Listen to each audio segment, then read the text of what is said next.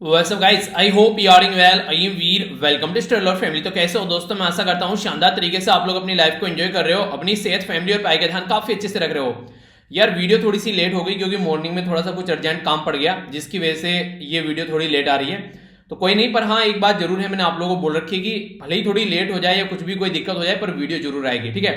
तो उस चीज को आप लोगों को डाउट में नहीं रखना है। मैंने इसके बारे में कुछ इन्फॉर्मेशन शेयर की थी कि हाँ वीडियो जो है वो थोड़ी लेट आएगी टेलीग्राम के ऊपर भी, तो वहां पर आप लोग कनेक्ट रहिए। अगर कुछ ऐसा हुआ करेगा तो वहां पर मैं इन्फॉर्मेशन आप लोगों को डायरेक्ट प्रोवाइड करा देता हूं, ठीक है। बाकी पीडीएफ जो मैंने आप लोगों को बोली थी वो सारी पीडीएफ प्रोवाइड करा दी गई है। एक पीडीएफ आप लोगों की बची हुई है यूनेस्को वर्ल्ड हेरिटेज साइट वाली, ठीक है। तो सारी कंबाइंड जो यूनेस्को वर्ल्ड हेरिटेज साइट की जो पीडीएफ है वो इकट्ठी मैं आप लोगों को टेलीग्राम पर प्रोवाइड करा दूंगा। उसको भी जाकर आप लोग डाउनलोड कर लेना और अपना रिवीजन के पॉइंट ऑफ से आप लोग उसको रख सकते हैं। एक और छोटी सी बात, कई सारे बच्चे बोल रहे हैं कि सर जो दिसंबर की रिवीजन की जो वीडियो आई है उसमें पीडीएफ के अंदर वो थोड़ा सा लिखा हुआ है, तो उसकी वजह से वो नहीं है कि जो साइन बने हुए ऐसे जो भी लिखता हूं मैं, तो उसकी वजह से दिक्कत आ रही है। उसको एक ब्लैंक जो नहीं होता नॉर्मल तरीके से जो होता है जहां पर कुछ सिग्नेचर वगैरह कुछ ऐसा जो एक्सप्लेन किया हुआ पॉइंट न हो यहाँ पर पेन का, तो वो प्रोवाइड करा दीजिए। तो देखिए उसमें थोड़ा सा टाइम लग सकता है, तो आज शाम तक मैं कोशिश करूंगा। अगर आज शाम तक नहीं हुआ तो कल तक आप लोगों को जरूर प्रोवाइड करा दूंगा, ठीक है। ये सारी चीजें एक जगह इकट्ठी आप लोगों को टेलीग्राम पर मिल जाती है। तो स्टडी लवर वीर के नाम से टेलीग्राम है, आप लोग ज्वाइन कर लीजिए। यहाँ से आप लोग जाकर सारी पीडीएफ डाउनलोड कर सकते हैं, ठीक है। ये देखिए एग्जैक्टली यहाँ से आप लोग डाउनलोड कर लीजिएगा स्टडी लवर वीर के नाम से, ठीक है। आइए पहले ओवरव्यू ले लेते हैं आज के न्यूज़पेपर का, उसके बाद में फिर हम लोग एडिटोरियल डिस्कस करेंगे। क्वेश्चन भी रहेगा आंसर राइटिंग के लिए। कई सारे बच्चों के द्वारा जो निबंध लिखा गया जो मैंने आप लोगों को दिया था अच्छा लगा। कई सारे हिम्मत मार देते हैं, मतलब क्वेश्चन भी लिख दिया और इसी के साथ में निबंध भी लिख दिया। देखिए इसको कहते हैं डेडिकेशन, ठीक है। बहुत सारे बच्चे ऐसे होंगे जिन्होंने सोचा होगा छोड़ो यार एक क्वेश्चन ही लिख लेते हैं, निबंध लिख के क्या करना है। तो यहीं पर ही आप लोग एक तरीके से अपने आप को उस लोग से, उन जो जनता है, उस जो पर्टिकुलर पर्सनैलिटी है जो अपने लिए काम कर रही है, उनसे आप लोग अपने आप को पीछे कर देते हैं अगर आप लोग डेडिकेशन नहीं दिखाते हैं। अगर कुछ काम करना है तो उसको करना है, ठीक है। भले ही थोड़ा लेट हो जाए पर लेकिन उसको कंप्लीट जरूर करो। अगर उसी दिन उस काम को कंप्लीट कर लोगे तो आगे आने वाले टाइम में आप लोग कंफर्टेबल फील करोगे, पर लेकिन उसको पोस्टपोन करते रहोगे तो अपने सर पर एक बर्डन आप लोग बना लोगे। और इवन ऐसा भी आप लोग बोल सकते हैं कि आज के टाइम में मान लीजिए आप लोगों को एक न्यूज़पेपर पढ़ना है, ठीक है। मान लीजिए आप लोग लेक्चर ही देखना है न्यूज़पेपर का, आज कोई काम पड़ गया, आप लोग कहीं जाना पड़ गया, लेक्चर छोड़ दिया आप लोगों ने, कल आप लोग सोच रहे हैं कल देख लेंगे। कोई ऐसी कंडीशन बन गई, कल फिर ऐसी कोई सिचुएशन बन गई, तो उस टाइम पर सिचुएशन क्या बनेगी, 2 दिन का पेंडिंग हो गया, परसों का आने आना है, तो आप लोगों का माइंड जो है वो भारी होना स्टार्ट हो जाएगा। आप लोगों को ऐसा लगेगा यार ये भी करना है वो भी करना है। तो इस तरीके से जो उस दिन का काम है, जो आप लोगों का जिस दिन आप लोगों को 2 पहले कवर करने हैं, एक आज का कवर करना है, आप लोगों के माइंड पर प्रेशर रहेगा, उस दिन का काम भी आप लोग ढंग से नहीं कर पाएंगे।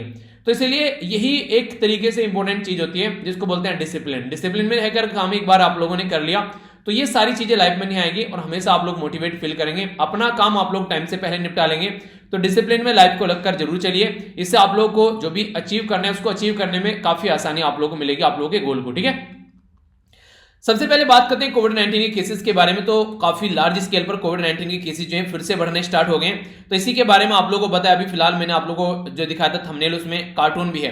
कार्टून में क्या दिखा रहा है कि आप लोगों ने दवाई बनाई, ठीक है, दवाई फेंक कर मारी यहाँ पर कोविड-19 के बच्चे के ऊपर, यानी कि कोविड-19 का बच्चा था। अब यहाँ पर ये चिल्लाने लगा डैडी डैडी, और डैडी के पास गया और डैडी की आंखें देखो, ठीक है, बिल्कुल लाल है। अब डैडी आने वाले हैं, चिल्ला चिल्ला कर सबको मारेंगे पकड़ पकड़ कर कि मेरे बच्चे के साथ में तुमने क्या किया, इंजेक्शन मार रहे थे मेरे बच्चे को। कहने का मतलब यहां पर यह कि अब तक जो कोविड-19 के साथ में हम लोग खेल रहे थे वो एक बच्चा कोविड-19 था। अभी बाप सामने आ रहा है क्योंकि बहुत लार्ज स्केल पर जो आगे जो स्ट्रेन आ रही है कोविड-19 की वो ताकतवर है, और जो नॉर्मल दवाई आप लोग यूज कर रहे हैं उसका इंपैक्ट उसके ऊपर ज्यादा देखने को नहीं मिल रहा है। तो हाइयर डोज आप लोगों को देनी पड़ेगी, एक अच्छी लेवल की और दवाई आप लोग रिसर्च एंड डेवलपमेंट करके लानी पड़ेगी, तभी जाकर सिचुएशन निकाल पाएंगे। तो इसके बारे में एक्सप्लेन किया गया है। देखिए नॉर्मली वायरस करता क्या है, जैसे आप किसी पर्टिकुलर पर्सन को एड्स की बीमारी हो जाती है, इसका इलाज क्यों नहीं होता है, क्योंकि चेंजिंग नेचर का होता है वो वायरस। आज के दिन में मान लीजिए कोई वायरस है ए, ठीक है, उसकी आप लोगों ने दवाई बनाई, एक हफ्ते बाद उसका नेचर चेंज हो जाएगा बी, तो जो ये दवाई आप लोगों ने बनाई थी इसके ऊपर काम नहीं करेगी, आप लोगों को सी कोई दवाई, डी कोई दवाई बनानी पड़ेगी, फिर ये नेचर कर लेगा सी, आप लोगों को इसके लिए कोई दूसरी दवाई बनानी पड़ेगी। तो ये कंडीशन होती है बेसिकली वायरस की, दवाई इसलिए नहीं मिल पाती है। अगर कोई वायरल चीज होती है ना उसकी दवाई बनाना सबसे ज्यादा टफ होता है ड्यू टू उसके चेंजिंग नेचर जो रहता है, तो इसकी वजह से दिक्कत रहती है। ओके, तो यहाँ पर अभी कोविड-19 के जो काफी लार्ज स्केल पर जो केसेस हैं वो बात की जा रही है कि बेसिकली जो दवाई के जो डोज दिए जाते हैं, 2 डोज की बात की गई है, तो ये बोला गया कि कम से कम 6 से 8 हफ्ते का उनके बीच में गैप होना चाहिए अगर ये डोज आप लोग देना चाहते हैं। तो ये बातें समझाने की कोशिश की गई है। यहाँ पर फोर्थ जो अभी जो फिल्म टाई कर रही है, जिसमें स्पुतनिक 5 ये रसिया की दवाई है, मतलब रसिया की दवाई है बेसिकली, जो हमारी कंट्री में यूज की जानी है। तो देखते हैं आगे चलकर कैसे चीजें चल पाती हैं। फिलहाल तो यही है कि हमारी कंट्री में जो नंबर ऑफ केसेस हैं वो ह्यूज लेवल पर बढ़ते हुए सामने आ रहे हैं, जैसे कि कल जो है 40,000 से ज्यादा केस हमारी कंट्री में देखने को मिले।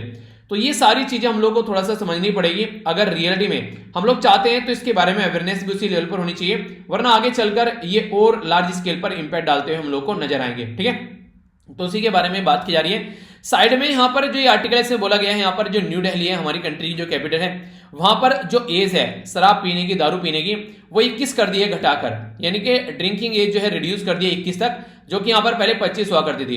यानी कि अब यहाँ पर इलीगल नहीं माना जाएगा 21 साल में भी अगर आप लोग दारू पीते हैं, पहली बात। दूसरी बात यहाँ पर ये मैक्सिमम यहाँ पर 60% ये करीब जो शराब की दुकान है वो दिल्ली गवर्नमेंट की है और 40% ये करीब प्राइवेट है। तो इनके द्वारा ये भी बोला गया है कि जो प्राइवेटाइज करने की कोशिश की जा रही है जो यहाँ पर शराब की दुकान है। तो देखते हैं इससे क्या फायदा और क्या नुकसान होता है। सबसे बड़ी बात तो यही है कि नॉर्मली ये बोला जाता है कि यार देखो एक पर्टिकुलर पर्सन की वोट डालने की एज है 18, ठीक है, शादी करने की एज यहाँ पर लड़कियों की 18 और जो लड़कों की है वो 21, दारू पीने की एज रख रखी है 25, यानी कि उसको दारू पीनी या नहीं पीनी उसको ये डिसाइड करने में 25 साल का उसको समय दिया गया, जबकि उसको अपने देश का प्रधानमंत्री चुनना है, चीफ मिनिस्टर चुनना है, अपने देश के मेंबर ऑफ पार्लियामेंट और लेजिस्लेटिव असेंबली में आप लोगों को ये सुनना है बेसिकली विधायक, उसके लिए आप लोगों ने एज रखी है 18, तो वो अपने लिए डिसीजन नहीं ले सकता कि उसको क्या खाना है क्या पीना है। तो इसके लिए कई बार क्रिटिसाइज भी किया जाता है चीजों को, पर लेकिन ये भी एक तरीके से कहीं ना कहीं एक डिटरेंस क्रिएट करने के लिए रहता है कि हाँ चलो कम एज, ज्यादा एज है तो अगर कोई पिएगा तो लुक दुख कर पिएगा, ऐसे नहीं कि पब्लिक में सामने भी रहे। पर लेकिन अब एज घटा दी गई है तो इससे थोड़ा सा और जो शराब की दुकानें हैं उसमें जो नहीं खुलकर बम्बार्डमेंट होने वाली है। चलिए जो भी है, इससे पैसा जो निकल कर आता है वो स्टेट के पास में जाता है, स्टेट के रेवेन्यू में होता है वो बेसिकली यार। तो ये इसलिए यहाँ पर कहीं ना कहीं ऐसे स्टेप उठाए जाते हैं। हमारी कंट्री में अभी recently 67th national film award जो है वो यहाँ पर प्रस्तुत किए गए, ठीक है। तो इस अवार्ड में जो बेस्ट एक्टर का जो अवार्ड मिला है यहाँ पर धनुष को मिला, ठीक है। यानी धनुष, आप लोगों ने इसकी कई सारी तमिल जो मूवी देखी होंगी तो इनको यहाँ पर ये अवार्ड दिया गया। इसी के साथ में यहाँ पर मनोज वाजपेयी को दिया गया, ठीक है। मनोज वाजपेयी और धनुष को बेस्ट एक्टर का अवार्ड दिया गया। बेस्ट एक्टर्स में जो है ये यहाँ पर कंगना रनौत, मणिकर्णिका जो मूवी आप लोगों ने देखी होगी, ठीक है, तो उसके चलते यहाँ पर, और इसी के साथ में जो पंगा मूवी आई थी। बेस्ट सपोर्टिंग एक्टर का है पल्लवी जोशी, ठीक है, तो ये यहाँ पर इनके बारे में याद रखते हैं। बेस्ट फीचर फिल्म यहाँ पर जो रखी गई है, ये सारी इस तरीके की, देखिए आप लोगों से ना क्वेश्चन कई बार पूछ ले जाते हैं, ठीक है, तो हल्का सा आइडिया रखिएगा। हालांकि ये सारी जो चीजें हैं मैंने, अगर आप लोगों ने टेलीग्राम देखा होगा, टेलीग्राम पर मैंने प्रोवाइड करा दी थी जो पूरी पिक्चर है इनके बारे में, तो वहां पर भी जाकर देख लीजिएगा। तो ये हल्के हल्के से जो वनडे टाइप में आप लोगों से कई बार ऐसे क्वेश्चन जो पूछ लिए जाते हैं, तो ये नेशनल फिल्म जो अवार्ड है उसके बारे में बात की जा रही है और ये 67th नेशनल फिल्म अवार्ड है हमारी कंट्री के, ठीक है। बाकी यहाँ पर ये जो साइड में जो आर्टिकल है इसके बारे में बात की जा रही है, ये बात की जा रही है यहाँ पर हमारी कंट्री में अभी एक जो बेसिकली सेंट्रल गवर्नमेंट के द्वारा बिल लाया गया जिसको बोला government of national capital territory of Delhi amendment bill 2021। तो इसको चलते काफी ज्यादा क्रिटिसिज्म यहाँ पर देखने को मिल रहा है सेंट्रल गवर्नमेंट का। एक आर्टिकल भी है इसके बारे में, एडिटोरियल में डिटेल में डिस्कस करूंगा, कोई कंफ्यूजन आप लोगों के माइंड में नहीं रहेगा, सारी चीजें आप लोग समझ पाएंगे। तो वहां पर इसको काफी अच्छे से हम लोग समझने वाले हैं, ठीक है। बेसिकली है क्या, सेंट्रल गवर्नमेंट चाह रही है कि दिल्ली को कंप्लीटली अपने कंट्रोल में रखा जाए और यहाँ पर इलेक्टेड गवर्नमेंट को अंडरमाइन किया जाए, यानी कि इलेक्टेड गवर्नमेंट के हाथ में इतनी पावर नहीं रहे जितनी कि एलजी के हाथ में रहे। और एलजी के हाथ में पावर रहने का मतलब है कि एलजी जो है वो यहाँ पर सेंट्रल गवर्नमेंट के हिसाब से काम करता है। तो इसलिए यहाँ पर एक तरीके से सेंट्रल गवर्नमेंट जो है वो दिल्ली गवर्नमेंट को सप्रेस करने की कोशिश कर रही है, ऐसी बात यहाँ पर बोली जा रही है, ठीक है। तो इसके बारे में कुछ बातें हैं, आगे चलते हैं। यहाँ पर बात की जा रही है राइट टू इन्फॉर्मेशन एक्ट के बारे में, आरटीआई जिसको आप लोग बोलते हैं। तो राजस्थान के अंदर जो आरटीआई के अंदर लाने की बात की जा रही है, जो प्राइवेट मेडिकल कॉलेज हैं, स्टेट गवर्नमेंट के द्वारा अलॉट की गई कई सारी जो बेसिकली जो जमीन वगैरह है उनको काफी छूट के रेट पर उनको दी गई, यानी कि काफी सस्ते रेट पर, तो उनको राइट टू इन्फॉर्मेशन एक्ट के अंदर लाया जाएगा। तो क्या क्या चीजें हैं, क्या सीट खाली है, कितने यहाँ पर बच्चे एडमिशन ले रहे हैं, कौन टीचर क्या है, सबकी इन्फॉर्मेशन यहाँ पर पब्लिकली आप लोग ले पाएंगे। जो भी इन्फॉर्मेशन रहेगी, राइट टू इन्फॉर्मेशन का मतलब ये है कि जनता को इन्फॉर्मेशन हक करने का, वो इन्फॉर्मेशन लेने का हक है, ठीक है। तो ये राइट टू इन्फॉर्मेशन की कैटेगरी में आ जाते हैं यहाँ पर, ठीक है। इसी के साथ में एक एडवर्टीजमेंट था, आज आप लोगों को पता है हमारी कंट्री में मार्टर डे यानी कि एक तरीके से शहीद दिवस बनाया जा रहा है 23 मार्च को।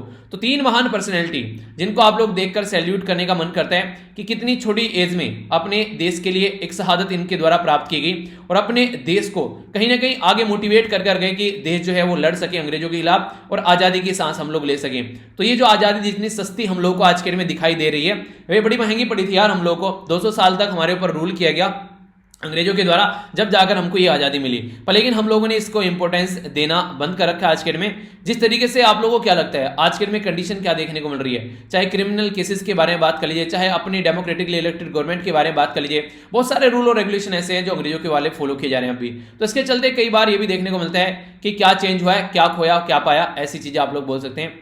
नेक्स्ट यहां पर बात की जा रही है इंडिया और पाकिस्तान के रिलेशन के बारे में। इंडिया और पाकिस्तान के जो रिलेशन है उसको लेकर कई सारी कयास लगाई जाती है कि रिलेशन कैसे हैं, किस डायरेक्शन में चल रहे हैं। तो अभी यहां पर इंडिया और पाकिस्तान के रिलेशन में जो यूएई है, यूनाइटेड अरब एमिरेट्स का हाथ माना जा रहा है कि वो यहां पर दोनों को बेसिकली एक दूसरे के साथ में काम करने के लिए सपोर्ट करने की कोशिश कर रहा है। तो ये बातें सामने निकल कर आ रही है। हालांकि ना तो इंडिया ने ना पाकिस्तान ने इसके ऊपर कोई अभी हामी भरी है। बेसिकली ये माना जाता है कि बायलैटरल रिलेशन है, पर लेकिन बैकग्राउंड में कुछ ना कुछ तो है, ये यहाँ पर एक्सपेक्टेशन लगाई जा रही है।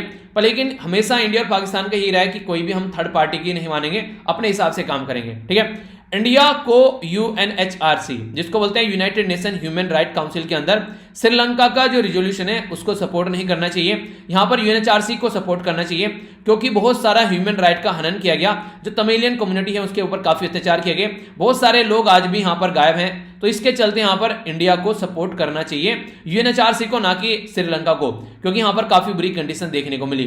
तो इसी के बारे में यहां पर जो सीपीआई के जो जनरल सेक्रेटरी हैं जिनका नाम है डी राजा, उनके द्वारा ये स्टेटमेंट दी गई है।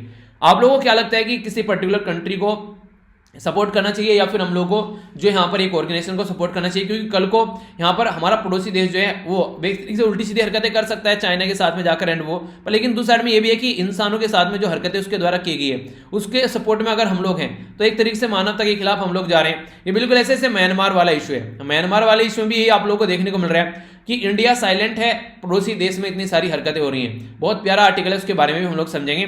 गांधी पीस प्राइज जो दिया गया है ये आप लोग याद रखिएगा, दो पर्सनैलिटी को दिया गया है। अभी यहाँ पर हमारी कंट्री में जो कल्चर मिनिस्ट्री है उसके द्वारा ये डिसाइड किया जाता है। ठीक है, तो यहाँ पर पहला जो दिया गया यहाँ पर ये दिया गया है शेख मुजिबुर रहमान को, जो कि फादर ऑफ जो बांग्लादेश भी आप लोग बोलते हैं, इनको दिया गया। और दूसरा जो अवार्ड दिया गया यहाँ पर ये दिया गया क्यूबोस बिन सैद अल सैद। ठीक है, तो ये इनको दिया गया है। ये कौन है? ये ओमन के फॉर्मर सुल्तान है, फॉर्मर लेड, दोनों अब हमारे बीच में नहीं है। तो इनको ये अवार्ड दिए गए हैं, किसके लिए?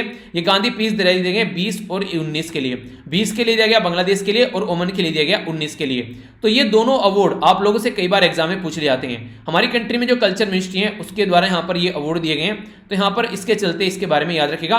और 20 के लिए जो यहाँ पर भी दिया गया है तो ये दिया गया लेटेस्ट, याद रखिएगा ये ज्यादा इंपॉर्टेंट है, बांग्लादेश के साथ में। ठीक है, जिनको बंगा बंधु के नाम से भी आप लोग जानते हैं, जो कि शेख मुजिबुर रहमान। ठीक है, तो ये छोटा सा एक क्वेश्चन बन जाता है कई बार छोटे मोटे, तो हल्का सा आइडिया रख सकते हैं। केन और बेतवा जो रिवर हैं ये है उत्तर प्रदेश और मध्य प्रदेश के बीच में, इनको लिंक कर ये कोशिश की जा रही थी कि किस तरीके से यहाँ पर जो ऐसा एरिया है जहां पर पानी ढंग से अवेलेबल नहीं रहता है वहां पर पानी प्रोवाइड कराया जा सके। ठीक है, तो केन बेतवा लिंक को ये ऐड करने की बात की जा रही थी कि मानसून में जो भी पानी आता है उसको इफेक्टिवली यूटिलाइज किया जा सके।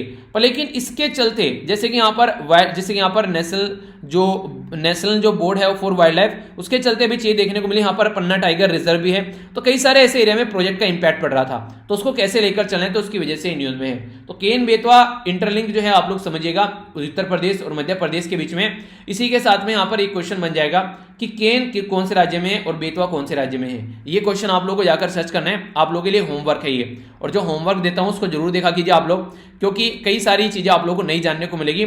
खुद से जब इंसान सर्च करता है ना, मान लीजिए आप लोग कहीं घूमने निकल गए, ठीक है, तो आप लोग को ये बोला ना कि वहां पे जाकर ये चीजें लेते आना, तो आप लोग 4-5 जगह और देखोगे, अच्छा यहाँ पर तो ये भी यार ये भी है। पर लेकिन अगर आप लोगों को पढ़ने के लिए बोला है तो आप लोग बस देखते हैं वो चीजें और निकल लेते हैं, ऐसा नहीं करना है। आसपास की चीजें भी देखनी है, अच्छा पड़ोस में ये देश भी, अच्छा ये भी है, ठीक है, तो ऐसे करना है। ओके, देखिए आज की डेट में जो कंडीशन बनी हुई है, फिलहाल जो है 46 प्रेसिडेंट आए यूनाइटेड स्टेट ऑफ अमेरिका, जिसका नाम है जो बाइडन के प्रेसिडेंट बनने के बाद में कंडीशन काफी ज्यादा खराब हो गई है। रसिया जो है कंप्लीटली चाइना की गोद में जाकर बैठ गया है। सिमिलर पैटर्न पर चल रहा है यहाँ पर फिलहाल अभी ईरान। ठीक है, आप लोग ईरान को भी देख सकते हैं। ईरान में काफी ह्यूज इन्वेस्टमेंट किया गया यहाँ पर, किसके द्वारा? चाइना के द्वारा, जिसके चलते ईरान भी चाइना की गोद में जाकर बैठ गया है। इसी के चलते सऊदी अरेबिया के ऊपर प्रेशर क्रिएट किया जा रहा है जो बाइडन के द्वारा। डोनाल्ड ट्रंप तो काफी अच्छे सपोर्ट करते थे, पर जो बाइडन अपोजिट डायरेक्शन में जाकर हरकतें कर रहे हैं। तो एक और प्रेशर बनाया जा रहा है, किसके ऊपर? ये बनाया जा रहा है अभी यहाँ पर जो सऊदी अरेबिया के द्वारा। तो एक और यहाँ पर एक गुट बन जाएगा, यहाँ पर चाइना की गोद में जाकर ये भी बैठ जाएगा। तो इस तरीके से बहुत सारी ऐसी कंट्री हैं। अभी फिलहाल म्यांमार में जो कंडीशन बनी हुई है, अगर उसको ढंग से नहीं सुलझाएगा तो म्यांमार भी ऑलरेडी चाइना की गोद में बैठा हुआ है।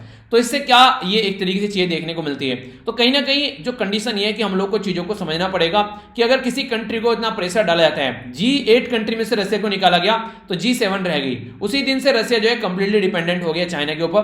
तो इसके चलते काफी अच्छे रिलेशन इनके देखने को मिल रहे हैं। हमारी कंट्री पहले लगभग 70% अपने हथियार रशिया से खरीदा करती थी, आज के टाइम 50% हम लोग खरीद रहे हैं।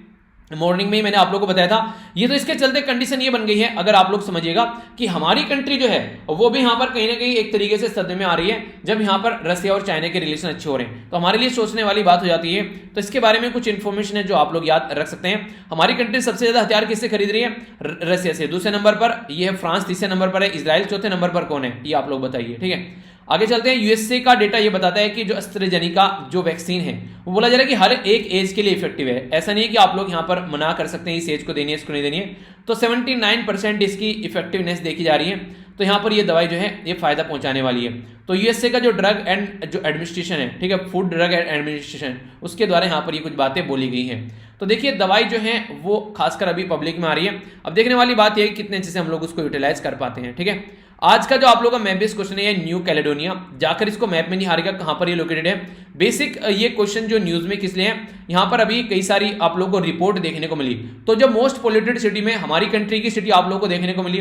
ठीक है, इसके चलते गाजियाबाद वर्ल्ड में जो है दूसरे नंबर पर सबसे ज्यादा पोल्यूटेड है। हमारी कंट्री की जो कैपिटल दिल्ली है वो वर्ल्ड में 10वें नंबर पर सबसे ज्यादा पोल्यूटेड है। पर लेकिन अगर कैपिटल देखें सारे वर्ल्ड की जो राजधानी देखें तो दिल्ली जो है वो टॉप पोजीशन पर है पोल्यूशन के मामले में। ठीक है, तो इसके चलते न्यूज में था न्यू कैलेडोनिया, यहां पर काफी लार्ज स्केल पर पोल्यूशन जो है वो आप लोगों को कम देखने को मिलेगा, यानी कि पोल्यूशन ज्यादा नहीं है। तो ये मैप बेस्ड क्वेश्चन आप लोगों का बन जाता है। देखिए मैप बेस्ड कोई भी क्वेश्चन आप लोगों को देता हूं, कोशिश हमेशा ये रहती है कि वो कभी ना कभी न्यूज में रहो जिसके चलते आप लोगों से एग्जाम में क्वेश्चन बन सके। ठीक है, तो उसको आप लोग जरूर अटेम्प्ट किया कीजिए। ओके, आइए अब आज के आर्टिकल हम लोग देख लेते हैं। जो पहला आर्टिकल है यहाँ पर ये साइड वाला, ठीक है, इसमें जो बेसिकली बात की जा रही है, फिर से यहां पर ये आर्टिकल है कि इंडो पैसिफिक रीजन वाले की बारे बात की जा रही है कि फ्री और ओपन कैसे होना चाहिए, क्वाड के बारे में बात की जा रही है। तो एक ओवरव्यू मैं आप लोगों को यहां पर इसके बारे में दे दूंगा। ठीक है, क्योंकि कई बार आप लोगों को बता चुका हूं इन सब रीजन के बारे में। अफगानिस्तान में आज के डेट में क्या रीजन चल रहा है, अफगानिस्तान में डोनाल्ड ट्रंप थे, उसके बाद में जो बाइडन आ गए, वो चीजों को कैसे लेकर चल रहे हैं, और फिलहाल अभी जो क्वाड ग्रुप की जो समिट हुई इंडो पैसिफिक रीजन को लेकर वो कैसे चल रही है, जो चाइना और जो अभी यूएसए के बीच में मीटिंग हुई वो क्या चल रहा है। तो सबको एक कंबाइन करके एक ओवरव्यू मैं आप लोगों को यहां पर दूंगा। ठीक है, यहां पर जो बात की जा रही है, अभी हमारी कंट्री में नए चीफ जस्टिस ऑफ इंडिया बनने वाले हैं। तो उसी नहीं ये वाला है, सॉरी ये वाला है। ठीक है, नए चीफ जस्टिस ऑफ इंडिया बनने वाले हैं, तो उन्हीं के बारे में बात की जा रही है। तो समझेंगे कि क्या क्या चीजें हम लोग को समझनी चाहिए। ये दिल्ली के अंदर जो अभी रिसेंटली आप लोग को कंडीशन देखने को मिल रही है, दिल्ली जो है हमारी कंट्री की कैपिटल को पावर जो है उसको इलेक्टेड गवर्नमेंट को कम करने की कोशिश की जा रही है, तो उसके बारे में है। ठीक है, फिर से आर्टिकल है यहाँ पर इंडिया चाइना रिलेशन के ऊपर, वो पर्टिकुलर मैप बेस्ड क्वेश्चन आप लोग का बन सकता है। तो इसके ऊपर थोड़ा सा नजर डालेंगे ताकि आप लोगों को लोकेशन के बारे में पता रहे। म्यांमार हमारा पड़ोसी देश, क्या कंडीशन चल रही है, एक डिटेल में ढंग से फिर से आप लोगों को बता देता हूं ताकि माइंड में कोई कंफ्यूजन न रहे और चीजों को आप लोग ढंग से अंडरस्टैंड कर सके। ठीक है, नेक्स्ट यहां पर कतर के बारे में बात की जा रही है। कतर में जो कम्युनिटी रहती है, खासकर अगर जो आप लोग बात करते हैं कि एक लेबर जो है वहां पर अगर माइग्रेंट वर्कर के बारे में बात करें, उनको ढंग से ट्रीट नहीं किया जा रहा है, तो इसके बारे में आर्टिकल है, इसके बारे में हम लोग समझेंगे। और ये साइड वाला आर्टिकल भी यहां पर म्यांमार के बारे में, तो म्यांमार के बारे में ये दो आर्टिकल है, इनको मैं कंबाइन करके डिस्कस करूंगा ताकि एक जगह इकट्ठा आप लोगों को पूरी इंफॉर्मेशन मिल जाए। कार्टून हम लोगों ने देख लिया, ये डेटा पॉइंट है, कार्टून आप लोगों को मैंने दिखाई दिया। डेटा पॉइंट आप लोगों के सामने है। यहाँ पर डेटा पॉइंट में ये दिखाया जा रहा है कि air India, spice jet, Go Air या फिर इंडिगो, ठीक है, एयर एशिया, विस्तारा, तो ये हमारी कंट्री में जो फ्लाइट है उसके बारे में बात की जा रही है कि काफी लंबे समय से जो थी चीजें जो थी पेंडिंग में पड़ी हुई थी, अभी फिलहाल दिखाने की कोशिश की जा रही है, जैसे कि अप्रैल, मई और जून में, ठीक है, बिल्कुल लगभग 0% यहाँ पर हो गई थी। अब फरवरी के महीने में फिर से यहाँ पर जो है बेसिकली चीजें बढ़ रही हैं, तो आगे किस तरीके से चीजें इंप्रूव होती हैं। और उड़ान स्कीम के बारे में मैंने मॉर्निंग में आप लोगों से कुछ बातें डिस्कस की थी, तो ये भी आप लोगों के बारे में पता होना चाहिए। हमारी कंट्री की आज़ादी की 75वीं सालगिरह जब सेलिब्रेट करेंगे तो उस टाइम पर हम लोग चाह रहे हैं कि जो रीजनल एरिया की कनेक्टिविटी है उसको भी अच्छे लेवल पर हम लोग बढ़ा सकें। ठीक है, तो ये कुछ बातें हैं जिसके बारे में आप लोगों को पता होना चाहिए। नेक्स्ट जो आर्टिकल है यहाँ पर बात करते हैं म्यांमार के बारे में। इसके लिए आप लोगों के सामने क्वेश्चन भी है। म्यांमार में जो गवर्नमेंट है, जो जुंता बेसिकली जो एक आर्मी है उसको बोला जाता है, उसको लोगों के और देखिए इलेक्शन की रेस्पेक्ट करनी चाहिए। ठीक है, तो इसके बारे में बात की जा रही है। तो बोला जा रहा है कि Myanmar is the corner stone in the Indian act east policy. ये है क्वेश्चन आप लोगों के सामने, यानी कि म्यांमार जो है हमारी जो एक्ट ईस्ट पॉलिसी है उसमें एक कॉर्नर स्टोन है। कॉर्नर स्टोन का मतलब है इनके बहुत बड़ा सपोर्टिंग रोल प्ले करने वाला है। तो म्यांमार के साथ में हमारे रिलेशन जो हैं वो अच्छे होने चाहिए, ऐसा आप लोग यहां पर बोल सकते हैं। ठीक है, तो इसको समझने की कोशिश करते हैं ताकि आप लोग चीजें यहां पर अंडरस्टैंड कर पाएं कि आखिर क्या क्या है। म्यांमार के बारे में भी समझेंगे क्या क्या चीजें चल रही हैं। तो बेसिक कई सारी इंफॉर्मेशन आप लोग यहां पर जानने को मिलने वाली है। ठीक है, तो सबसे पहले आइए एक बार देख लेते हैं कि एक बार हिस्ट्री समझ लेते हैं थोड़ी सी, फिर लुक ईस्ट पॉलिसी के बारे में समझेंगे। पहले ये समझते हैं कि म्यांमार है कहां पे। म्यांमार जो आप लोगों को देखने को मिलेगा हमारा पड़ोसी देश है। यहां पर आप लोग इसको देख सकते हैं एग्जैक्ट म्यांमार जो हो गया। नॉर्थ ईस्ट के हमारे कई सारे राज्य टच करते हैं। अरुणाचल प्रदेश ऊपर, इसके नीचे नागालैंड, इसके नीचे मणिपुर और इसके नीचे मिजोरम। तो हमारी कंट्री के टोटल 4 राज्य जो हैं म्यांमार को टच करते हैं और म्यांमार को बर्मा के नाम से भी जाना जाता है। सबसे बड़ा जो टच करने वाला राज्य कौन सा है, वो है अरुणाचल प्रदेश म्यांमार को। ठीक है, तो ये भी इंपॉर्टेंट चीज है जो याद रखिएगा आप लोग। अगर यहां पर थोड़ा हिस्ट्री उठाकर देखोगे आप लोग म्यांमार के अंदर, तो 1948 में म्यांमार को आजादी मिली थी ब्रिटिश यानी कि अंग्रेजों से। 1962 में यहां पर जो मिलिट्री लीडर हैं जिनका नाम है नी विंग, ठीक है, तो इनके द्वारा कूप किया गया और जो कंट्री जो है वो गवर्नमेंट जो यहां पर बेसिकली जो यहां पर इनकी कूप के द्वारा जो मिलिट्री के द्वारा अपने कंट्रोल में ले ली गई। आंग सांग सुई की जो आप लोग यहां पर पिक्चर में देख सकते हैं, ये यहां पर एक जो पावरफुल पर्सनैलिटी निकल कर आई जिनके द्वारा ये बेसिकली जो गवर्नमेंट थी यानी कि जो एक तरीके से मिलिट्री थी उसका प्रोटेस्ट किया गया। तो इसके चलते इनको आगे चलकर 1991 में नोबेल पीस प्राइज भी दिया गया। तो यहां पर आंग सांग सुई की को यहां पर अंडर हाउस अरेस्ट कर लिया गया। 1990s में यहां पर नेशनल जो लीग ऑफ डेमोक्रेटिक जिसको NLD बोलते हैं वो इलेक्शन जीती, बट मिलिट्री रिफ्यूज कर दिया पावर हैंडओवर करने से। यानी कि 1990 में भी यहां पर कोशिश की जा रही थी कि एक डेमोक्रेटिक सिस्टम स्टेब्लिश किया जाए, पर लेकिन मिलिट्री ने पावर अपने हाथ में ही रखने की कोशिश की। 2010 में एक प्रो जुंता जो पॉलिटिकल पार्टी है म्यांमार के अंदर फर्स्ट इलेक्शन हुए यहां पर इन 20 ईयर, तो थोड़ी चीजें सही हुई। सुई की जो है वो फ्री की गई यहां पर 2010 में। ठीक है, तो यहां पर इसी के साथ में यहां पर 2012 में सुई की के द्वारा ये यहां पर बाई इलेक्शन लिए गए और ये सीट इनकी पक्की होगी पार्लियामेंट के अंदर में। NLD यानी कि नेशनल लीग ऑफ जो डेमोक्रेटिक है ये यहां पर एक काफी लार्ज स्केल पर विक्ट्री जीत कर आई 2015 में। म्यांमार में दो होल्ड किए हुए इलेक्शन यहां पर NLD के जो रेजिग्नेशन जो लैंडस्लाइड विक्ट्री यहां पर देखने को मिली, इसके द्वारा रजिस्टर की गई लैंडस्लाइड विक्ट्री। तो फिलहाल जो पार्टी यहां पर काम कर रही थी उसका नाम था NLD जो कि आंग सांग सुई की पार्टी है। और पैरेलल में काम कौन कर रहा था, पैरेलल में काम कर रहा था यहां पर इनकी जो मिलिट्री है। म्यांमार में एक इंटरेस्टिंग चीज देखकर आप लोग हैरान हो जाएंगे कि म्यांमार में कई सारी ऐसी पोस्ट हैं जो कि कई सारी ऐसी जो मिनिस्ट्री हैं जो कि मिलिट्री के अंडर में रहती है। यानी कि मिलिट्री अपने आप को पैरेलल में लेकर चलती है, मिलिट्री जो है अपने आप को किसी भी तरीके से कम नहीं आंकती है। तो एक कंडीशन यहां पर म्यांमार के अंदर आप लोग को देखने को मिलेगी। म्यांमार के बारे में बात करें तो यहां पर अभी बात करें इंडिया के साथ में रिलेशन कैसे हैं, तो इंडिया के द्वारा म्यांमार को काफी अच्छे कई सारे गिफ्ट भी दिए गए। जैसे यहां पर सबमरीन गिफ्ट दिया गया जिसका नाम था INS सिंधुवीर। ठीक है, तो ये यहां पर इनको पनडुब्बी दी गई म्यांमार की नेवी को। इसी के साथ में म्यांमार के साथ में काफी अच्छे रिलेशन है हमारे। अगर बात करें म्यांमार जो है बहुत बड़ा रोल प्ले करता है हमारी कंट्री की एक्ट ईस्ट पॉलिसी के अंदर। तो इसको थोड़ा समझ लेते हैं। एक्ट ईस्ट पॉलिसी का मतलब क्या होता है। पहले हमारी कंट्री की लुक ईस्ट पॉलिसी थी। अगर इस पर्टिकुलर रीजन के बारे में बात करें, लुक ईस्ट पॉलिसी जो हमारी कंट्री की आप लोगों को देखने को मिलती है, तो हमारी कंट्री के जो प्राइम मिनिस्टर थे जिनका नाम था PV नरसिम्हा। ठीक है, तो PV नरसिम्हा जो राव थे उनके द्वारा यहां पर लुक ईस्ट पॉलिसी लाई गई। यानी कि थोड़ा सा USSR का तो विघटन हो गया है, तो 1991 में तो उस टाइम पर इनके द्वारा सोचा गया 1992 में कि लुक ईस्ट यानी कि इस पर्टिकुलर रीजन के साथ मिलकर व्यापार बढ़ाते हैं अपना, जो कि आसियान कंट्री है। ठीक है, आसियान कंट्री में म्यांमार भी मेंबर है जो मैंने आप लोगों को बताया। तो याद रखिएगा म्यांमार भी आसियान कंट्री का पार्ट है। और आसियान कंट्री जो पिक्चर में आई थी ये बैंकॉक डिक्लेरेशन के थ्रू यहां पर पिक्चर में आई थी, तो उसके चलते इसके बारे में आप लोग आइडिया रखिएगा।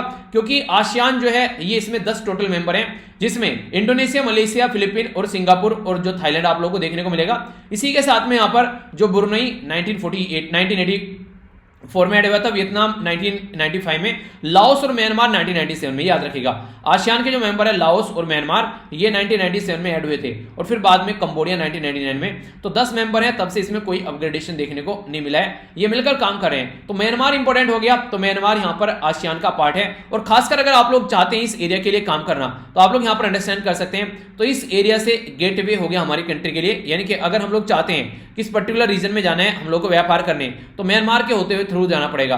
तो म्यांमार के साथ में हमारा रिलेशन रहना अच्छा काफी ज्यादा जरूरी है, इसलिए इसको गेटवे टू ईस्ट बोला गया म्यांमार को, हमारी कंट्री के लिए। बेसिकली इंडिया, म्यांमार और थाईलैंड के लिए हम लोगों ने एक यहां पर ट्राइलेटरल आप लोगों को एक देखने को मिलेगा जिसका नाम रखा गया यहां पर कलादान मल्टी मोडल जो ट्रांसपोर्ट प्रोजेक्ट है, Kaladan multi modal transit transport project, यहाँ पर इसी के साथ में स्पेशल इकोनॉमिक जोन की बात की जा रही है। सितवे जो बेसिकली डीप पोर्ट है, सितवे पोर्ट कई बार न्यूज में रहता है, एक बार देख लीजिए। अपनी कंट्री में जो कोलकाता वाला रीजन है उसको हुगली रिवर के थ्रू होते हुए यहाँ पर जो हुगली वो है गंगा का पार्ट है, आप लोगों को पता है गंगा रिवर जो डिवाइड हो जाती है यहाँ पर, एक हुगली में और दूसरे यहाँ पर जाकर गिर जाती है किसमें, बांग्लादेश के अंदर से होते हुए यहाँ पर ये बे ऑफ बंगाल में जाकर गिर जाती है, किसके साथ मिलकर, ब्रह्मपुत्रा रिवर के साथ मिलकर। ठीक है, क्वेश्चन आप लोग ये बताइए, जब ब्रह्मपुत्रा रिवर के साथ मिलकर ये यहाँ पर आकर नीचे गिरते हैं तो ये किस नाम से पुकारे जाते हैं। सितवे पोर्ट जो है ये म्यांमार के अंदर जो काफी इंपॉर्टेंट है, अगर ढंग से उसमें हम लोग काम करते हैं तो हमारी कंट्री में हम लोग ये पर्टिकुलर जो रीजन है उसको कनेक्ट कर पाएंगे।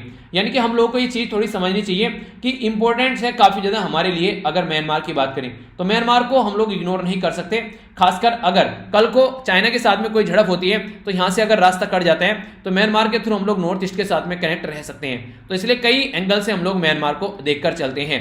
अगर बात करें यहाँ पर आज के डेट में लगभग ये माना जा रहा है कि 247 के करीब लोगों की जान जा चुकी है 1 फरवरी से जब से मिलिट्री कू देखने को मिला। तो यहाँ पर इसके चलते ये अंडरस्टैंड करना पड़ेगा कि हम लोग कब तक चुप रहना है, क्योंकि मिजोरम जो है हमारी कंट्री में जो कि म्यांमार के साथ बॉर्डर टच करते हैं, तो फॉरेन मिनिस्टर ने बोला कि यहाँ पर यार बहुत ज्यादा लोग आ रहे हैं तो आप लोग कुछ काम करो, तो इनके द्वारा बेसिकली ये शट डाउन कर दिया गया बॉर्डर और मरने के लिए उसको छोड़ दिया गया। तो आखिर कब तक यहाँ पर जो जनरल हैं, इनके जो आर्मी लीडर हैं, कब तक अपने ही लोगों को मारेंगे, इसी के साथ में कब तक यहाँ पर ये खून की होली खेली जाएगी। म्यांमार जो है यहाँ पर इसके बाद में क्या कंडीशन में रहेगा, बहुत ज्यादा गरीब आइसोलेटेड कंट्री, बहुत वीक सोसाइटी, इकोनॉमी जो है वो सेटल्ड हो चुकी होगी। क्या यही ऐसा ही म्यांमार चाहती है इनकी मिलिट्री जैसे हरकतें कर रही है? अगर नहीं तो इनको क्या करना चाहिए, इनको यहाँ पर जो भी आज ये खून की होली खेली जा रही है, जो ब्लड सेट चल रहा है उसको बंद करें। इसी के साथ में जो पब्लिक की डिमांड है उसके ऊपर ध्यान दें, एंड करें जो भी कूप होता है, एक डेमोक्रेटिकली इलेक्टेड गवर्नमेंट को बेसिकली जो इलेक्शन की रेस्पेक्ट करें और रिस्टोर करें डेमोक्रेसी। ये कुछ बात यहाँ पर बोली गई है, तो अगर ये इंप्लीमेंट किया जाता है तो नॉर्मलसी हो सकती है। तो अगर कुछ लिखने के लिए आता है तो ये भी पॉइंट आप लोग यूज कर सकते हैं। यूएन जो सिक्योरिटी काउंसिल और यूनाइटेड नेशन ह्यूमन जो राइट काउंसिल है उसके द्वारा जेनेवा के अंदर सपोर्ट किया जा रहा है म्यांमार के लोगों को, यानी कि म्यांमार के लोगों के ऊपर जो अत्याचार किया जा रहा है उसको सपोर्ट किया जा रहा है, क्योंकि जो पार्टी है यहाँ पर जो पावर में है बेसिकली जो मिलिट्री, वो अपने हिसाब से मनमानी चल रही है। गवर्नमेंट को यहाँ पर बेसिकली कई सारे जो लोग हैं डिटेन कर लिए गए, वो लोग उनको पकड़ा गया जो रोहिंग्या कम्युनिटी को बेसिकली एक तरह सपोर्ट कर रहे थे। रोहिंग्या कम्युनिटी म्यांमार के अंदर एक मुस्लिम माइनॉरिटी कम्युनिटी है जो कि रखाइन स्टेट में रहती है, रखाइन प्रोविंस भी बोलते हैं। जब यहाँ पर एक झड़प हुई यहाँ पर तो बहुत लार्ज स्केल पर रोहिंग्या कम्युनिटी को मारा गया। जैसे तैसे जान बचाकर वो मलेशिया, इंडोनेशिया और इंडिया के अंदर पहुंचे, और बांग्लादेश के अंदर भी लगभग यहाँ पर 9 से 11 लाख के करीब माने जाते हैं। इंडिया के अंदर भी लगभग 40,000 के करीब रोहिंग्या कम्युनिटी माने जाते हैं। तो आज की डेट में यहाँ पर जो भी उसको सपोर्ट कर रहा था तो उसके ऊपर काफी अत्याचार किए गए यहाँ पर मिलिट्री के द्वारा, तो उनको काफी लार्ज स्केल पर सप्रेस किया गया। तो इसके चलते भी यहाँ पर कंडीशन काफी खराब देखने को मिलती है। वे फॉरवर्ड में देखिए, एक तो रिड्यूस करना पड़ेगा जो गैप है डिफरेंट कम्युनिटीज के बीच में। डोमेस्टिक जो भी स्टेक होल्डर है, चाहे इथेनिक माइनॉरिटी हो, चाहे कोई भी रहे यहाँ पर इंटरनेशनल कम्युनिटी, अगर चाहे तो साथ में लेकर काम करें। इसी के साथ में यहाँ पर जो कोई सोल्यूशन नहीं है, अगर सडन यहाँ पर इसके ऊपर कोई आप लोग बैन लगा देते हैं, यानी कोई सैंक्शन इंपोज कर देते हैं म्यांमार के ऊपर, तो उसका कोई फायदा नहीं होगा। रीजन क्या है, रसिया के ऊपर आप लोगों ने बैन इंपोज कर रखे हैं, कोई फायदा हो रहा है? वो क्या हुआ, चाइना की गोद में जाकर बैठ गया। कल को म्यांमार भी चाइना की गोद में जाकर बैठ सकता है, इसलिए नॉर्मल थोड़ा सा चीजों को लेकर चलना चाहिए। इसी के साथ में यहाँ पर बात की जा रही है जो इंसर्जेंट की ग्रुप के बारे में, तो उसके बारे में थोड़ा ध्यान देना चाहिए कि आज के डेट में अगर आप लोग बात करते हैं, यानी कि इंडिया जो है उसको यहाँ पर फोकस देना चाहिए कि कैसे काउंटर करने हैं। अगर पड़ोसी देश है हमारा तो कैसे नॉर्मल चीजें होनी चाहिए, इंडिया को फील करना चाहिए। देखिए डेमोक्रेसी है तो डेमोक्रेसी जो बेसिकली इंडिया के अंदर है, तो डेमोक्रेसी को ही सपोर्ट इंडिया को करना चाहिए। पर लेकिन इंडिया भी कुछ ज्यादा बोल नहीं पा रहा है, वो बेसिकली ये बोलता है कि हम किसी के इंटरनल मैटर में कोई इंटरफेयर नहीं करेंगे, इसलिए इंडिया बोलता है कि हमारी भी इंटरनल मैटर में कोई इंटरफेयर न करे। नेशनल जो इंटरेस्ट है, अगर बात करें कंट्री को माइंड में रखते हुए, इंडिया को एक बैलेंस बनाने की कोशिश करनी चाहिए ताकि सिचुएशन जो है इतनी खतरनाक न देखने को मिले। आप लोग की क्या राय है इसके बारे में, जो भी म्यांमार के अंदर चल रहा है उसको लेकर आप लोग क्या सोचते हैं? आप लोग अपनी राय यहाँ पर इसके बारे में बता सकते हैं। ठीक है, तो सिचुएशन काफी खराब है, आप लोगों के सामने देख सकते हैं कंडीशन क्या चल रही है, तो इसके बारे में एक आइडिया जरूर रखिएगा। अच्छा, कुछ और थोड़ा सा इंडिया के बारे में लिखने के लिए आ जाता है, तो इंडिया जो है म्यांमार के साथ में इंगेज है यहाँ पर बेसिकली यूएन सिक्योरिटी काउंसिल के बारे में जब आप लोग बात करते हैं, दोनों के बीच में एक अच्छा रोल रहता है, क्योंकि म्यांमार हमको सपोर्ट करता है। कई सारे इंसर्जेंट ग्रुप हैं हमारे जो पड़ोसी देश में भाग जाते हैं, जब भी कोई हरकतें देखने को मिलती हैं तो म्यांमार की मिलिट्री भी हम लोगों को सपोर्ट करती है। कई सारे ऐसे ऑपरेशन चलाए गए, आप लोगों ने मूवी देखी होगी उरी द सर्जिकल स्ट्राइक, उसमें जो पहला ऑपरेशन था उनका म्यांमार के अंदर ही जाकर वो ऑपरेशन चलाया गया था, इंसर्जेंट ग्रुप को यहाँ पर मारा गया था। तो म्यांमार अलाउ कर देता है हम लोग को कि हम लोग इन ग्रुप को पकड़ सकें।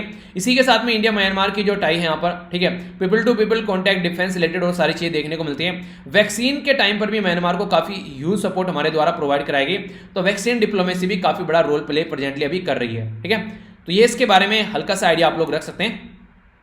नेक्स्ट जो इंपॉर्टेंट आर्टिकल है यहां पर ये बात कर रहे हैं दिल्ली के बारे में। Government of national capital of Delhi administration bill 2021 आखिर न्यूज में क्यों है?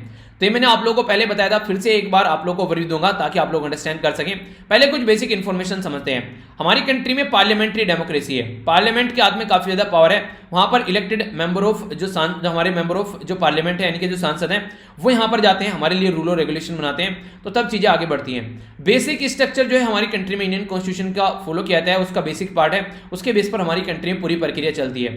पहला आर्टिकल हमारे संविधान का ये बोलता है कि इंडिया दैट इज भारत, यानी कि इंडिया भी यूज किया गया है शब्द और भारत भी यूज किया गया है, तो कंफ्यूज मत होना, संविधान के अंदर इंडिया भी है और भारत भी है। तो यहां पर यूनियन ऑफ द स्टेट है, यानी कि यूनियन यानी कि एक साथ तो यूनाइट हुए तब जाकर हमारा स्टेट बना। देखिए हमारी कंट्री में ना जिस तरीके से स्टेट एक साथ में इकट्ठे हो रहे हैं, ठीक है, तो इनडिस्ट्रक्टेबल यूनियन है हमारा, यानी कि आप लोग इनको डिस्ट्रक्टेबल नहीं कर सकते। Indestructible union with destructible state, यानी कि हमारी कंट्री के बारे में आप लोग क्या बोल सकते हैं? आप लोग ये बोल सकते हैं कि हमारी कंट्री में आजकल में 28 राज्य हैं, ठीक है, पर लेकिन अगर बात करें फिजिकल बाउंड्री के अंदर हम लोग इसमें से 28 पहले 29 पहले 27 तो हम लोग घटा बढ़ाकर इनको बना सकते हैं, पर लेकिन राज्य जो रहेंगे वो रहेंगे फिजिकल बाउंड्री के अंदर। तो इनडिस्ट्रक्टेबल यूनियन यानी कि हमारा यूनियन जो है वो डिस्ट्रक्टेबल नहीं हो सकता, यानी कि कंट्री जो है वो एक ही रहेगी। ऐसा नहीं कि पता चला राजस्थान अलग कंट्री बन गई, मध्य प्रदेश अलग, गुजरात अलग कंट्री, नहीं, कंट्री एक ही रहेगी जो कि इंडिया, जिसको भारत भी बोला गया है, पर लेकिन डिस्ट्रक्टेबल स्टेट है, यानी कि एक स्टेट में से कई सारे स्टेट निकाल सकते हैं। जैसे तेलंगाना निकालकर नया राज्य बना दिया 2014 में, तो ऐसे आप लोग कर सकते हैं। तो ये कंडीशन है हमारी कंट्री में जो कि काफी इंपॉर्टेंट है, जो याद रखना आप लोग। तो इसीलिए यहाँ पर हमारी कंट्री में 4 कैटेगरी में इनको डिवाइड किया गया था, ABCD। जब नई कंट्री आजादी हुई, न्यू बोर्न कंट्री जब पैदा हुई हमारी आजादी के बाद में, तो उसके साथ में जो 2 हैं यहाँ पर लास्ट वाले यानी कि COD, इनको सेंट्रल के द्वारा अपॉइंट, बेसिकली जो चीफ कमिश्नर है ये लेफ्टिनेंट गवर्नर है, वो यहाँ पर इनको देखेंगे। नो लोकल इलेक्टेड असेंबली ये बोला गया, लेकिन आगे चलकर यहां पर 1987 में एक कमेटी बनाएगी जिसका नाम था बालकृष्ण कमेटी। इस कमेटी के द्वारा बोला गया कि दिल्ली के अंदर, हमारी कंट्री के अंदर एक इलेक्टेड गवर्नमेंट होनी चाहिए यहां पर, और इसी के साथ में जो यूनियन टेरिटरी है उसके अंदर लेजिस्लेटिव असेंबली और काउंसिल ऑफ मिनिस्टर होना चाहिए। 1989 में ये रिपोर्ट प्रस्तुत की गई, इसमें ये बातें बोली गई। आगे चलकर हमारी कंट्री में एक अमेंडमेंट लाया गया जिसको बोला गया कॉन्स्टिट्यूशन 69th अमेंडमेंट एक्ट। उसके चलते हमारी कंट्री में national capital territory of Delhi, ये 1991 का एक एक्ट हमारी कंट्री में निकल कर आया, जिसको अभी रिप्लेस कर 2021 का एक्ट लाया गया है। इसका मतलब क्या था?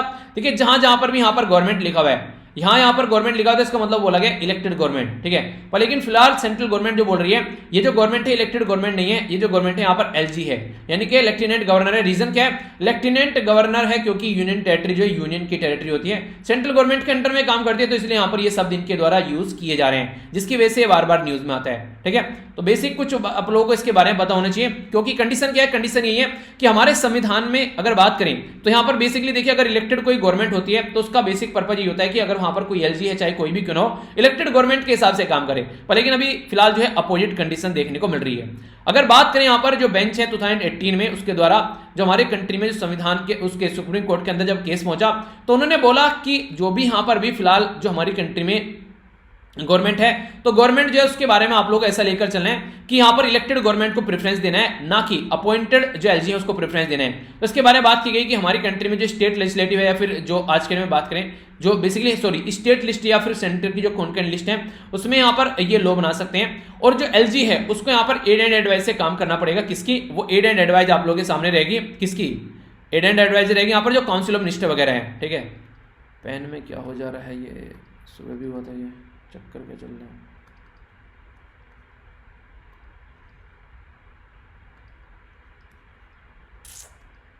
एक सेकंड,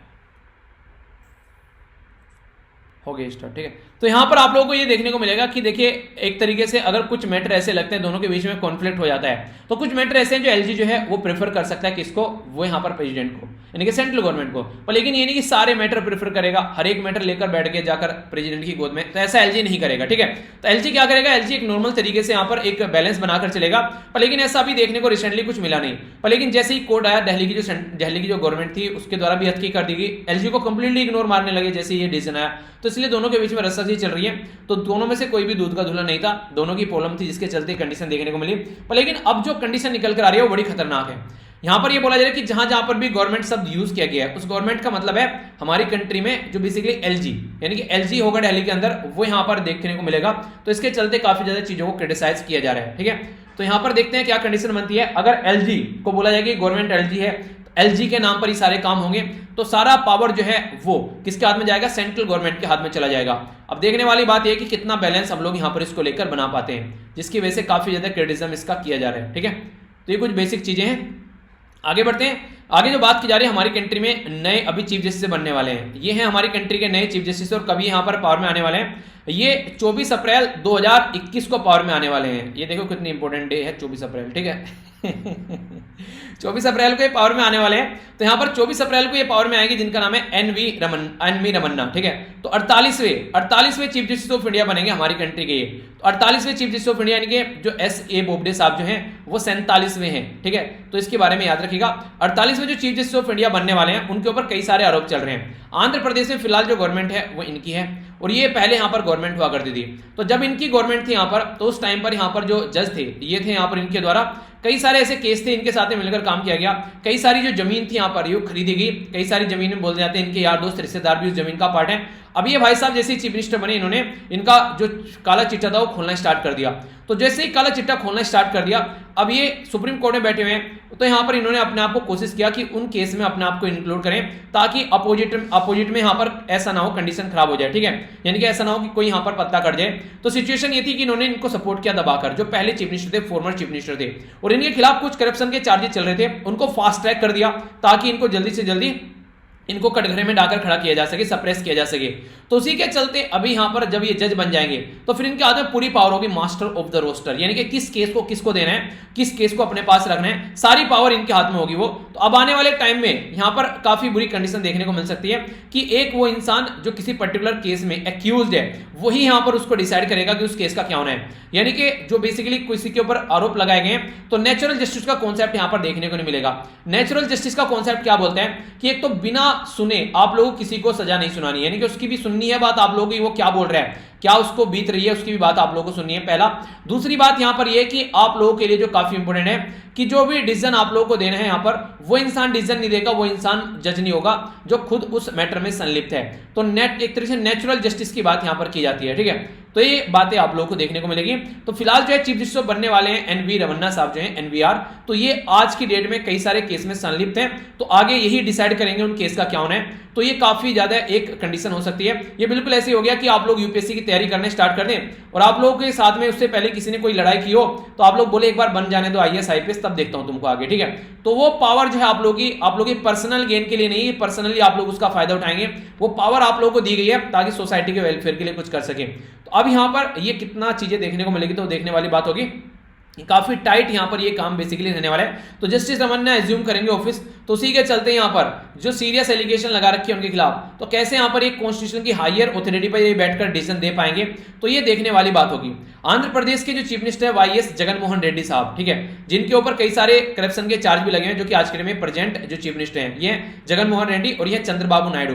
चंद्रबाबू नायडू पहले यहां पर चीफ मिनिस्टर थे, जिनके फेवर में यहां पर रमन्ना साहब काम करते हैं, ये बोला जाता है आर्टिकल में। और यहां पर चंद्रबाबू जो यहां पर ये जगनमोहन रेड्डी हैं, इनके ऊपर आरोप लगाए जा रहे हैं क्योंकि इनके द्वारा जो कैपिटल बनाई जा रही थी, ठीक है, नई कैपिटल बनाई जा रही है अमरावती, तो उसके चलते कई सारे प्रोजेक्ट इनके द्वारा होल्ड कर दिए गए, रोक दिए गए और उनको एक तरीके से रिव्यू के दायरे में डाल दिया गया है। तो उसके चलते ये भी रिव्यू के दायरे में आ गया क्योंकि इनका भी काफी ज्यादा पार्टिसिपेशन है। बहुत सारे पॉलिटिशियन ऐसे हैं जिनको यहाँ पर जमीन मिली, कई सारी ऐसी चीजें हैं। देखिए कोई भी अगर ऐसा कोई प्रोजेक्ट लेकर आ रहा है ना, उसमें मैक्सिमम पॉलिटिशियन का आप लोगों को हक नजर आएगा, उसमें आधे से ज्यादा प्रोजेक्ट पर पॉलिटिशियन गुल्डी मारे बैठे मिलेंगे आप लोगों को। तो ये इसके चलते यहाँ पर S.A. जो बोबडे साहब हैं अभी फिलहाल चीफ जस्टिस ऑफ इंडिया है, तो आगे चलकर यहां पर कंडीशन ये बनेगी कि इनके द्वारा जो YS जगनमोहन रेड्डी साहब के द्वारा प्रेजेंट चीफ जस्टिस को लेटर भी लिखा गया था कि रमन्ना साहब जो है वो हरकतें कर रहे हैं कुछ ऐसी कि एक तरीके से अपोजिशन पार्टी का सपोर्ट करें, करप्शन के चार्ज फास्ट ट्रैक कर दिए मेरे खिलाफ, और एक तरीके से अगर उनके खिलाफ कोई भी काम किया जा रहा है तो वो उसको सप्रेस करने की कोशिश कर रहे हैं। हाई कोर्ट जो है उसके ऊपर भी सप्रेस बनाने एक तरीके से सप्रेस करने की कोशिश कर रहे हैं। तो पर्टिकुलर ये देखने वाली बात होगी किस तरीके से आगे चीजें चलेंगी। अगर बात करें यहाँ पर 14 दिसंबर 2020 की सुप्रीम कोर्ट का जो कोलिजियम है, उसमें यहाँ पर जो बेसिकली रमन्ना साहब थे उनको इंक्लूड किया गया और उनके द्वारा जो चीफ जस्टिस है यहाँ पर आंध्र प्रदेश के, जिनका नाम था महेश्वरी, उनको सिक्किम हाई कोर्ट में ट्रांसफर कर दिया गया। ठीक है, ठीक है, Maheshwari from Andhra Pradesh high court to Sikkim high court, क्योंकि उनको लग रहा था कि वो भी उनके खिलाफ में जा रहे हैं। तो ऐसी ऐसी बातें बोली जा रही है कि आगे तो ये पूरा ही पावर में आ जाएंगे, तो अब इनको कैसे कौन सप्रेस करेगा वो देखने वाली बात है। तो ये कुछ बातें जिसके बारे में आइडिया रख सकते हैं कि यानी कि आगे क्या नॉर्मल चीजें होगी वो देखनी पड़ेगी। ठीक है, नेक्स्ट यहाँ पर बात करते हैं दोहा के बारे में। बेसिकली दोहा कतर के बारे में, कतर की कैपिटल है दोहा, ठीक है, ऐसा आप लोग बोल सकते हैं। तो उसके बारे में बात की जा रही है, समझ लेते हैं क्या कंडीशन है। यहां पर अगर बात करें आप लोगों के सामने, यहां पर ये कुछ कंट्री हैं, इसमें सऊदी अरेबिया है, कुवैत हो गया, बहरीन हो गया, कतर हो गया, यूएई हो गया और ओमान हो गया। ये है क्या पोर्शन, इसको बोलते हैं gulf cooperation council. Gulf cooperation council maximum ये कंट्री है जहां पर काफी ह्यूज लेवल पर आप लोगों को नेचुरल गैस और ऑयल, क्रूड ऑयल देखने को मिलेगा। हमारी कंट्री की भी काफी ज्यादा डिपेंडेंसी है और इनके यहाँ पर काफी सारे लोग जो हैं वो काम करते हैं डोमेस्टिकली। बाहर से लाए गए लोग यहाँ पर काफी लार्ज स्केल पर रहते हैं, माइग्रेंट वर्कर आप लोगों को देखने को मिलेंगे। इनकी कंट्री के जो सिटीजन है लो स्किल के हैं, उनके लिए यहाँ पर प्रॉपर एम इसलिए यहाँ पर प्रॉपर एम उनको जॉब नहीं मिल पाती है। बाहर के जो है स्किल्ड लेबर आती है तो उनको जॉब मिल पाती है। पर लेकिन अगर बात करें, बोला जा रहा है कि लेस नेशनल काउंट अगर करेंगे तो less than 15% of total 2.6 million population के अंदर और अबाउट 7% ऑफ जो लेबर मार्केट है, अबाउट 60% पॉपुलेशन जो है आज के में लेबर कैंप में रह रही है। यानी कि लेबर को ढंग से ट्रीट नहीं किया जा रहा है, जबकि काफी बड़ा रोल प्ले कर रही है इनकी कंपनी की, इनकी कंट्री की जीडीपी में भी। तो उसके चलते ये कंडीशन देखने को मिल रही है कि कैसे काम चलेगा। कतराइजेशन किया जा रहा है, नेशनलाइजेशन किया जा रहा है वर्कफोर्स का, अपनी कंट्री के लोगों को जॉब दे रहे हैं, तो बाहर के लोग जो जॉब कर रहे थे उनको इग्नोर करने की कोशिश की जा रही है। तो जो डिमांड है बाइकआउट करने की, अभी यहां पर फीफा वर्ल्ड कप होने वाला है 2022 का, तो डिमांड चल रही है कि उसको बाइकआउट करो, क्योंकि यहां पर इनके द्वारा काफी पुअरली मैनेज किया जा रहा है। यहां पर कई सारे लोगों की जान जा रही है, वर्कर की जान जा रही है और उसका कोई आंसर भी नहीं दे पा रहा है। तो इसी के साथ में फ्रॉम डोमेस्टिक एंड द जो केयर वर्क है वो किया जाता है यहाँ पर बाहर के लोगों के द्वारा। कंस्ट्रक्शन और हॉस्पिटैलिटी जैसे कि रेस्टोरेंट वगैरह सारी इंडस्ट्री होगी। इसी के साथ में नर्सिंग और मेंटेनेंस वाला काम हो गया, ये सारी चीज इनके द्वारा की जाती है। तो कतर जो है वो अगर ये सारे लोग काम करना बंद कर दें तो कतर जो है वो स्टैंड स्टिल पे आ जाएगा। तो उसके चलते कंडीशन ये बन रही है कैसे चीजों को लेकर चलना है। ठीक है, तो ये यानी कि कहने का मतलब है कि कतर जो है वो काफी मनमानी कर रहे हैं और यहाँ पर लेबर लॉज को भी ढंग से इंप्लीमेंट नहीं कर रहे हैं। तो हमको उसके बारे में थोड़ा सा सोचना चाहिए, इस तरीके से इग्नोर नहीं कर सकते। ठीक है, नेक्स्ट इंडिया और चाइना के रिलेशन के बारे में LAC बोलते हैं इसको, लाइन ऑफ एक्चुअल कंट्रोल, जो कि आप लोग यहाँ पर देखते हैं। पहले गानवाल वैली में दोनों के बीच में हरकतें देखने को मिलती, अब है यहाँ पर पेंगोंग लेक के बारे में।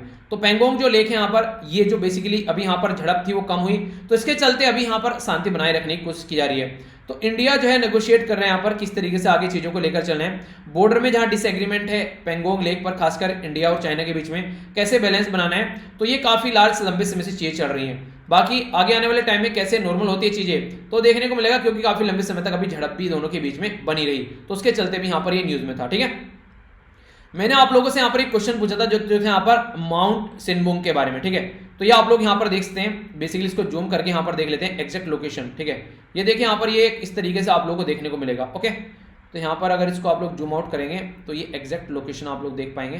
ठीक है, थोड़ा सा वो इंडोनेशिया के अंदर, अपनी कंट्री कंपेयर में भी देखिए यहाँ पर आप लोग देखते हैं। ओके, तो ये एग्जैक्ट लोकेशन है, तो इसके बारे में भी आप लोग आइडिया रखिएगा। ठीक है, क्वेश्चन कई बार बन जाते हैं। तो इधर आज का डिस्कशन सारी PDF आप लोगों को यहाँ पर इकट्ठे मिल जाएगी, और लेक्चर लेट हो गया यार उसके लिए सॉरी, क्योंकि मैंने आप लोगों को बताया थोड़ा। ठीक है, तो यहाँ से जाकर PDF डाउनलोड कर लेना। नेक्स्ट लेक्चर में मिलता हूँ, बड़ों को नमस्ते, छोटों को प्यार, छोटी सी लाइफ एंजॉय करो यार। तब तक के लिए जय हिंद।